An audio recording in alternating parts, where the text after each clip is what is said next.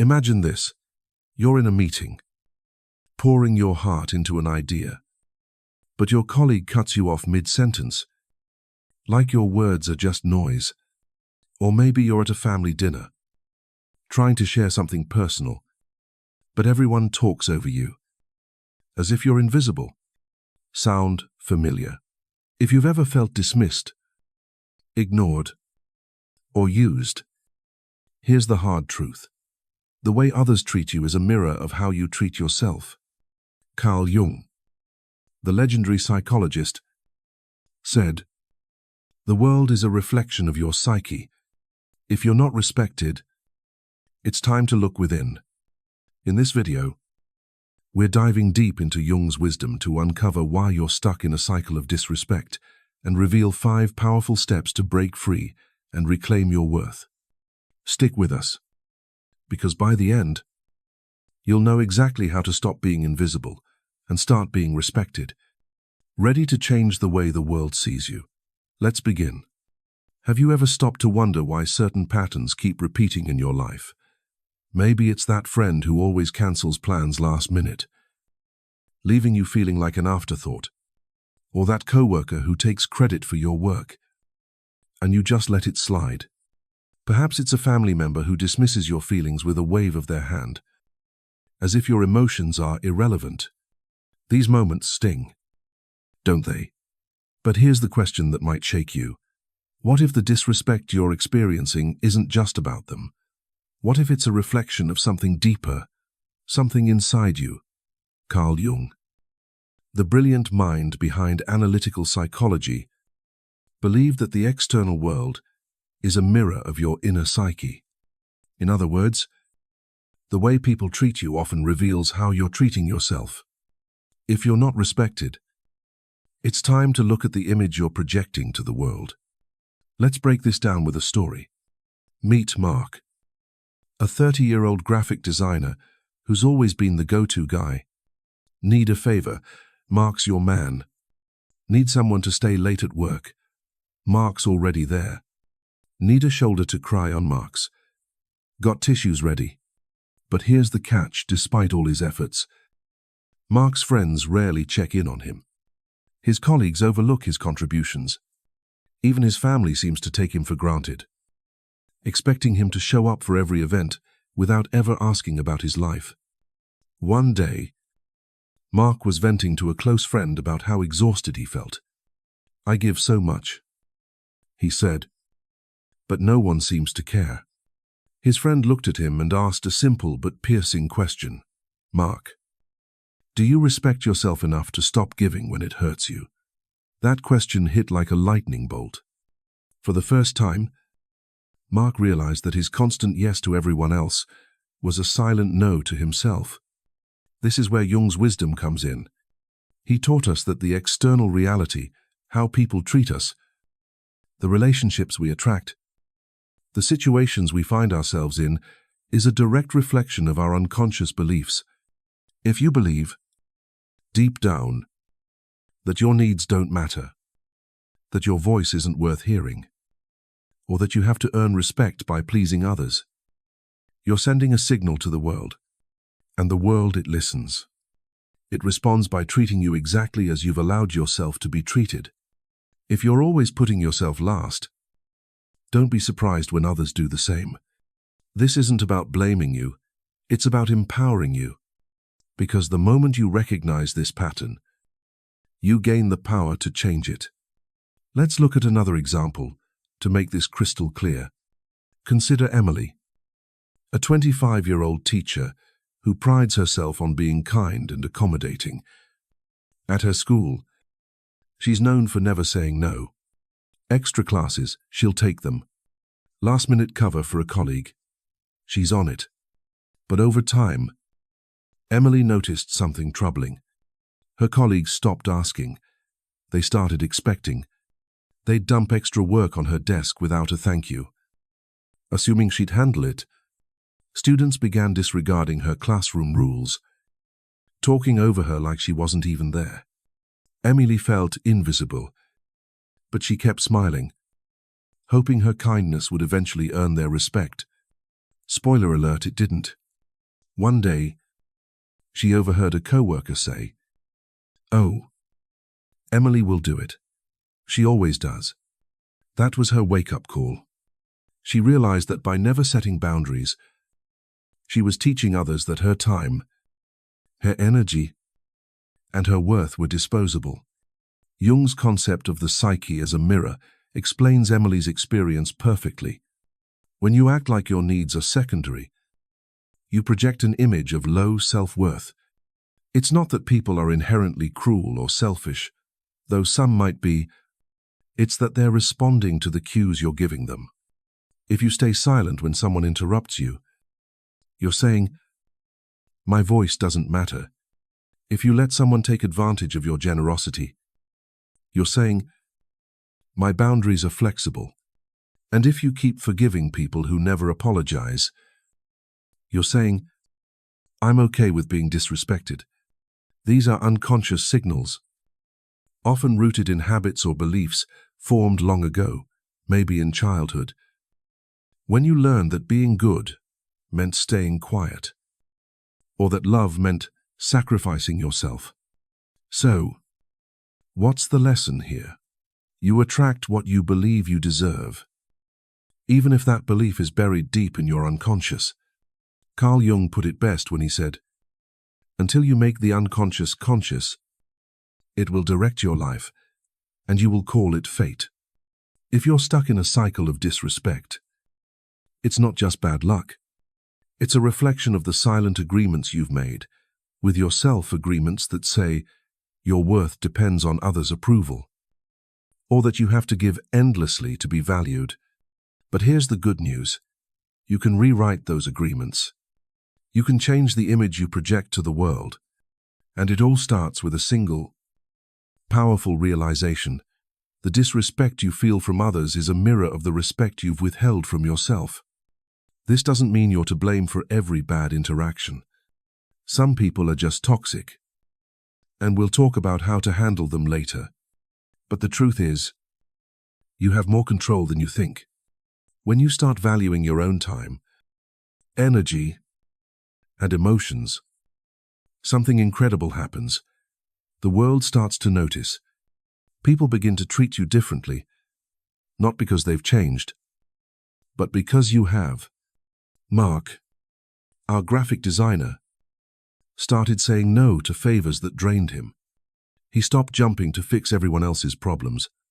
Slowly, his friends began reaching out more, not because they needed something, but because they valued his presence. His colleagues started acknowledging his work. Even his family noticed a shift, asking about his life instead of just expecting his help. The key takeaway from this chapter is simple but profound. Respect starts with you. If you want to stop feeling invisible, you need to stop treating yourself like you are. You don't need to wait for someone else to validate your worth. You can start right now. Today, by making one small choice to honor yourself. Maybe it's saying no to a request that feels unfair. Maybe it's speaking up when you're interrupted. Or maybe it's just taking a moment to ask yourself, what do I really deserve? In the next chapter, we'll dive deeper into why it's so hard to make that choice, because the answer lies in a part of your psyche you've been avoiding, your shadow. Stay with us, because this is where things get really transformative. If the world is a mirror reflecting how you treat yourself, then why is it so hard to break the cycle of disrespect? Why do you stay silent when someone crosses your boundaries? Why do you let people take advantage of you? Even when every fiber of your being screams to stand up, the answer lies in a part of your psyche that you've been taught to hide. A part Carl Jung called the shadow.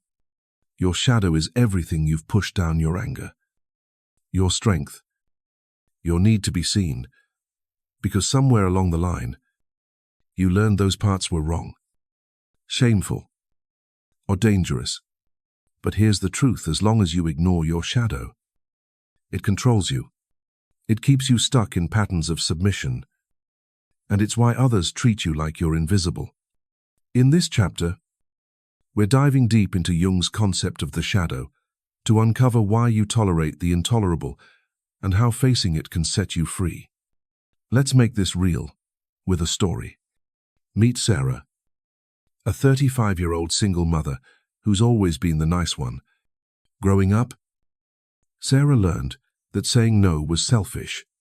When she expressed anger as a child, she was told to calm down or be a good girl. So, she buried those feelings deep. Fast forward to today. Sarah's ex-husband constantly criticizes her parenting, showing up late to pick up their kids, and dismissing her concerns. Every time she wants to speak up, something stops her. Her heart races, her palms sweat, and a voice in her head whispers, "Don't make a scene. Just let it go." So, she stays quiet, swallowing her frustration, feeling smaller each time. But one day, during a heated exchange, Sarah snapped. She told her, "Exi bruisend.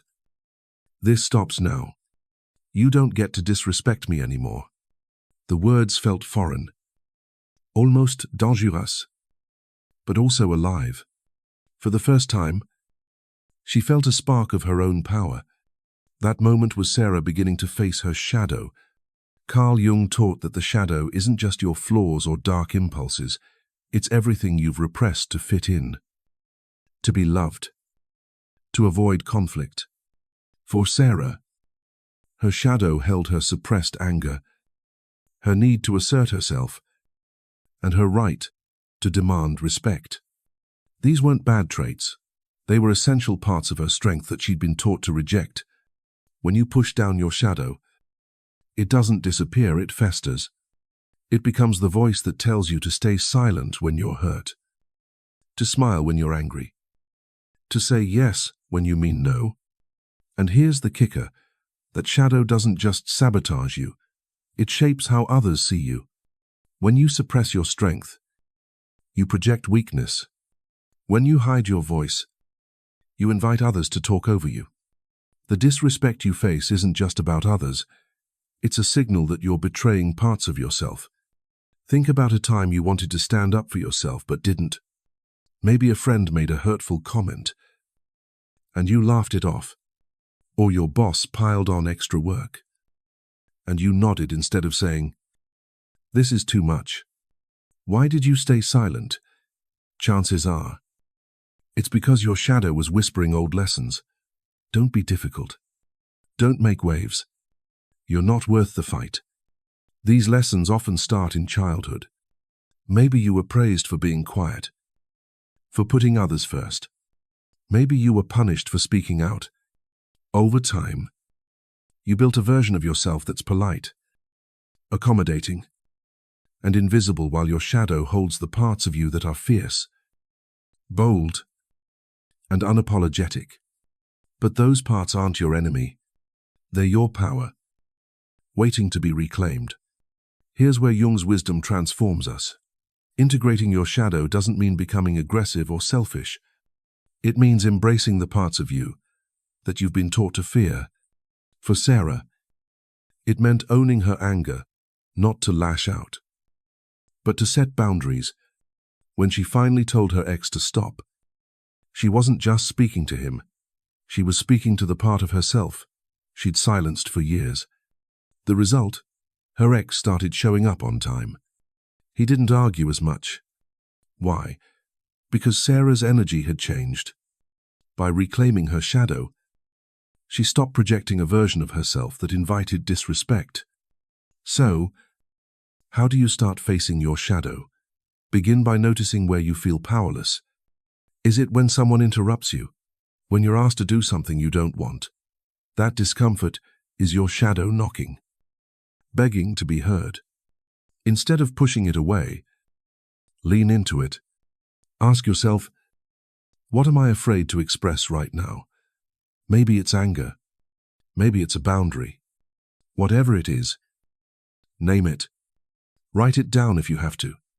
The simple act of acknowledging your shadow starts to loosen its grip. In the next chapter, we'll explore how the mask you wear, the persona, keeps you trapped in this cycle, and how to break free from it. Stay with us, because this is where you start to rewrite your story. You've started to see how your shadow, the parts of you that you've buried, keeps you stuck in a cycle of disrespect. But there's another piece of the puzzle that's just as critical: the mask you wear to the world. Carl Jung called this the persona, the version of yourself you present to fit in, to be liked, to avoid rocking the boat. It's the smile you force when you're hurt, the sure, no problem you say when you're overwhelmed, the endless compromises you make to keep the peace. The persona is necessary. We all need it to navigate social life, but when you lean into it too much, it becomes a trap.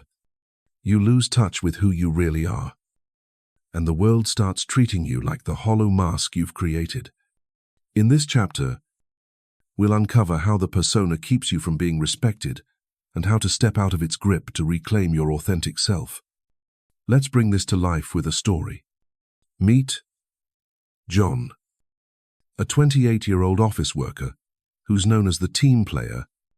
John's the guy who always says yes to extra projects. Even when his plate is overflowing, he stays late to help colleagues, agrees to every meeting, and never complains. Even when his ideas are ignored, he's built a persona of being reliable, agreeable, and conflict-free, thinking it'll earn him respect.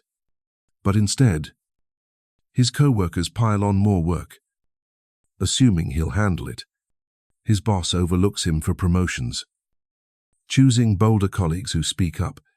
One day, John was asked to take on yet another project he didn't have time for. He wanted to say no, but his persona, the nice guy who never disappoints, took over. He said yes, then went home, exhausted, wondering why no one valued him. Sound familiar? That's the persona trap in action. Carl Jung taught that the persona is like a costume you wear to fit society's expectations. It's how you survive in a world that demands politeness, cooperation, or perfection. But when you over-identify with your persona, you start to believe that's all you are. You become the good friend who never says no, the perfect employee who never pushes back, or the selfless parent who sacrifices everything. The problem: when you live for others' approval, you disconnect from your true self. You become a shell, pleasant, polished, but empty, and people sense it. They don't respect the mask. They exploit it. Why? Because a persona that's all about pleasing others signals that your own needs don't matter. Think about a time you swallowed your true feelings to keep someone happy. Maybe you agreed to a favor you didn't want to do, or you stayed quiet when someone disrespected you, just to avoid conflict. That's your persona running the show. It's the part of you that's afraid to disappoint, afraid to be seen as difficult or selfish. But here's the brutal truth: the more you hide behind your persona, the less respect you get. People who respect themselves don't bend over backward to be liked. They're not afraid to say, "This doesn't work for me." They don't sacrifice their authenticity for approval, and the world responds to that confidence with respect. So, how do you break free from the persona trap? It starts with small intentional acts of honesty. For John, it meant saying no to that extra project. The first time he did it, his voice shook. "I can't take this on right now," he said. His boss raised an eyebrow, but instead of criticism, John got a nod of acknowledgement. Over time, as John stopped playing the yes man, his colleagues started valuing his input. His boss noticed his confidence and considered him for a leadership role. Why? Because when you let go of the need to please, you show the world you value yourself, and that demands respect.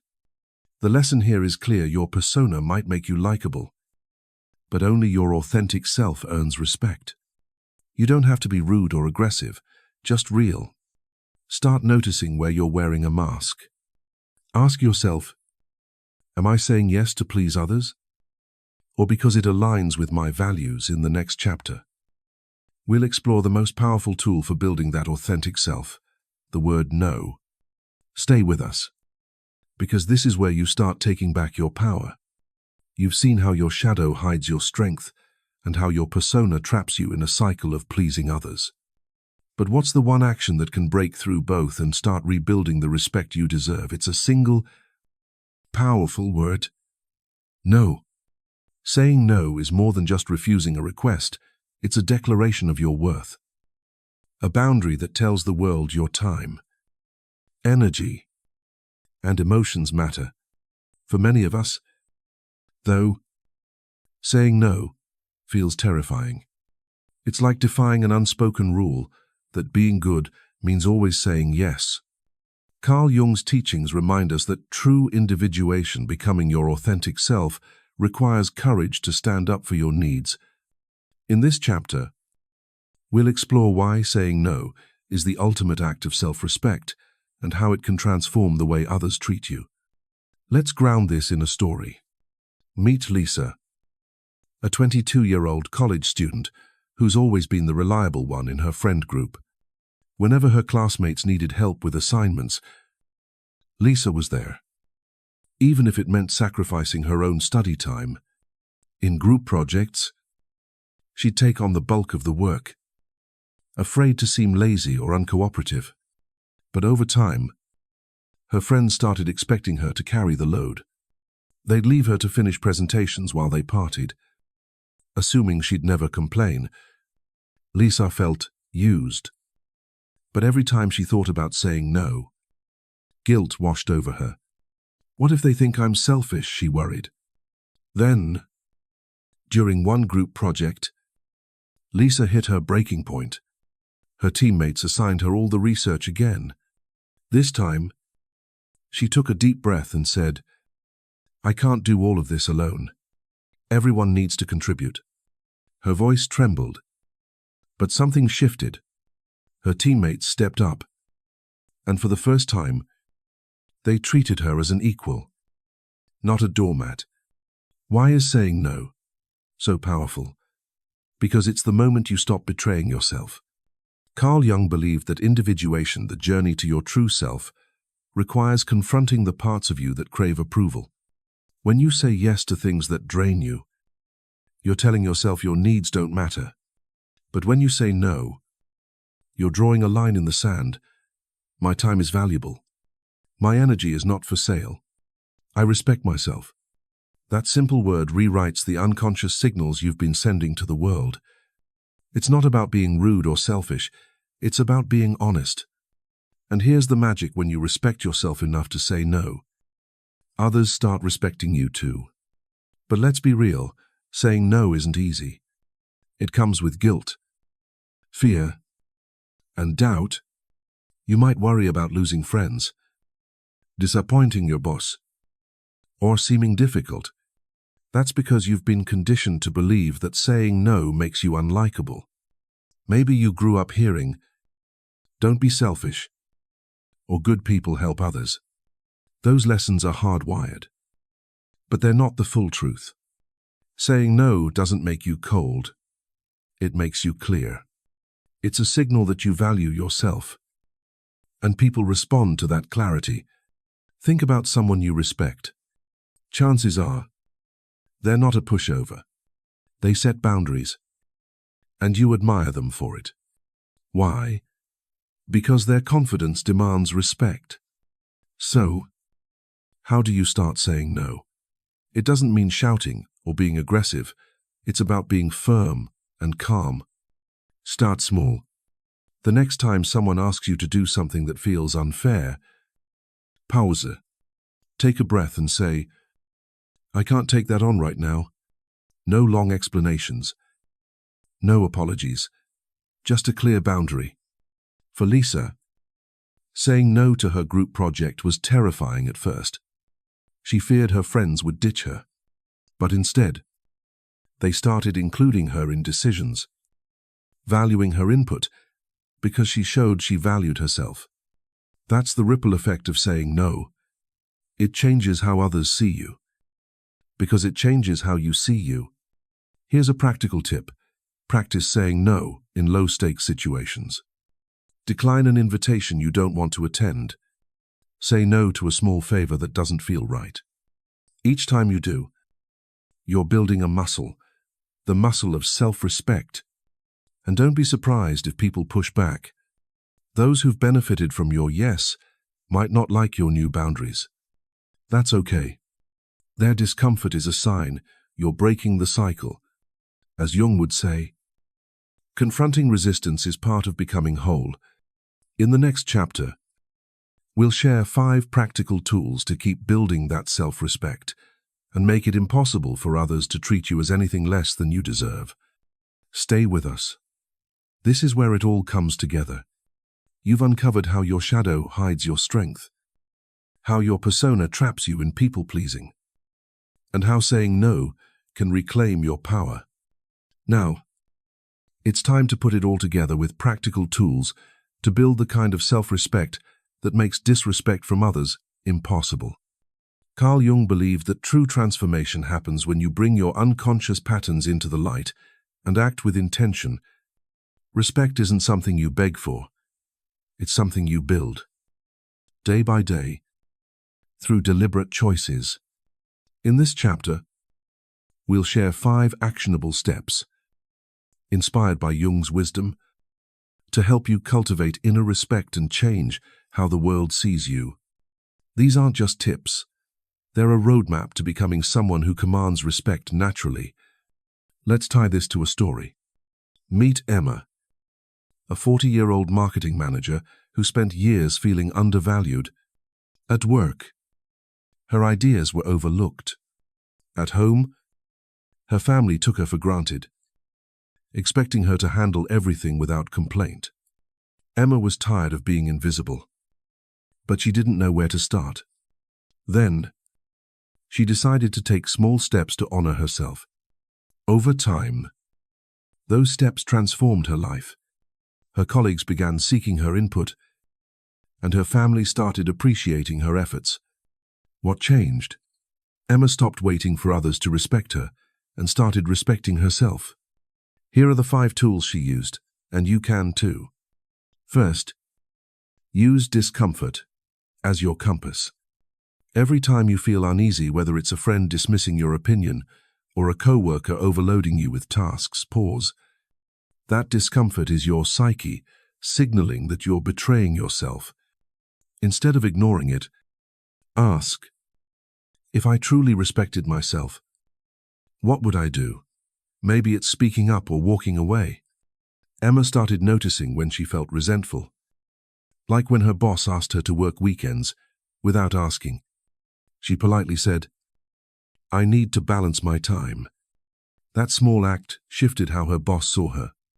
Second, stop over-explaining your no. When you say no, don't justify it with a long story. Over-explaining signals insecurity, like you're asking permission to have boundaries. Emma used to apologize endlessly when declining requests. Then she practiced saying, I can't right now, and leaving it at that. It felt awkward at first, but people respected her clarity. Try it next time you say no. Keep it short and firm. You'll be amazed at how it strengthens your presence. Third, prioritize yourself in your schedule. Look at your week. Where are you in it? If you're giving all your time to others, you're telling yourself you don't matter. Emma started blocking an hour each day for herself, whether for a walk, reading, or just quiet time. She treated it like a non-negotiable meeting. That 1 hour sent a message: I am worth my own time. Start small. Carve out 30 minutes for something that nourishes you. It's not selfish, it's essential. Fourth, replace reactivity with a pause. When someone disrespects you, your instinct might be to lash out or stay silent. Both can undermine you.